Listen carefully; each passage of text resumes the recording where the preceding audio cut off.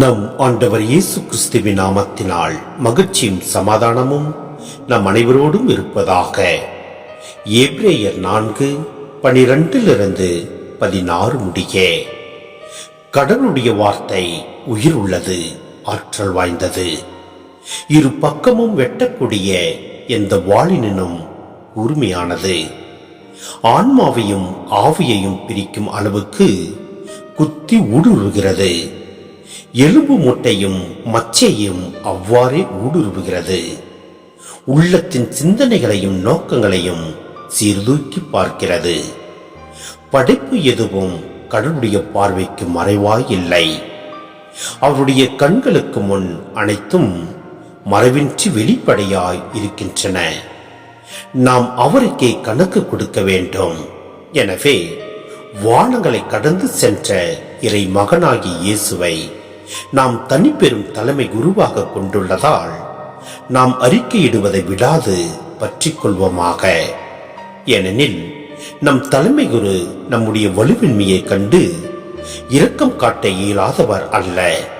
மாறாக எல்லா வகையிலும் நம்மை போல சோதிக்கப்பட்டவர், எனினும் பாவம் செய்யாதவர். எனவே நாம் இரக்கத்தை பெறவும் ஏற்ற வேளையில் உதவக்கூடிய அருளை கண்டடையவும் அருள் நிறைந்த இறை அரியணையை துணிவுடன் அணுகி செல்வோமாக. சிந்தனை. இப்பகுதியின் நோக்கம் இறை வார்த்தை என்றால் என்ன என்று வரையறுப்பது அல்ல.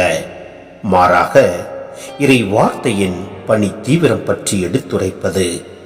அதாவது இறை வார்த்தையானவர் என்ன செய்கிறார், எப்படி செயல்படுகிறது என்பதை சுட்டி காட்டுவது. கடவுளின் வார்த்தை உயிர் உள்ளது. ஆம், நம் அன்றாட வாழ்வோடு தொடர்பு கொண்டு நம்மை இயக்கும் சக்தியாக அது மாறுகிறது.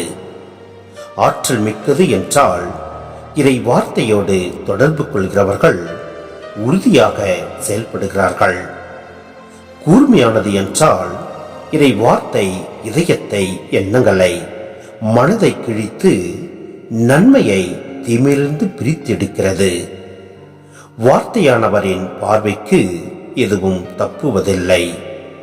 மனிதர் கடவுளின் பார்வையிலிருந்து விலக இயலாது. கிறிஸ்து எல்லா வகையிலும் நம்மை போலவே சோதிக்கப்பட்டவர். ஆம், கிறிஸ்துவ நம்பிக்கையில் இறைவனின் மாபெரும் புரட்சி இது. எல்லாவற்றையும் கடந்து இறைவன் தாமை விரும்பி மனித அனுபவங்கள் அனைத்திற்கும் தம்மை உட்படுத்திக் கொண்டார். எனவே நம் இறைவன் நம் வாழ்வின் சூழ்நிலைகள் அனைத்தையும் இரக்கத்துடன் புரிந்து கொள்கிறார். நமக்கு முன் அவரே இந்த பாதையில் நடந்ததால் நமக்கு துணை புரிகிறார். எனவே நம் ஆண்டவரில் விசுவாசம் கொள்வோம். ஒவ்வொரு நாளும் இறை வார்த்தையை தியானிப்போம், மற்றவருக்கும் எடுத்துரைப்போம். எல்லாம் அல்ல இறைவன் நம்மை நிறைவாய் ஆசீர்வதிப்பார். ஆமேன்.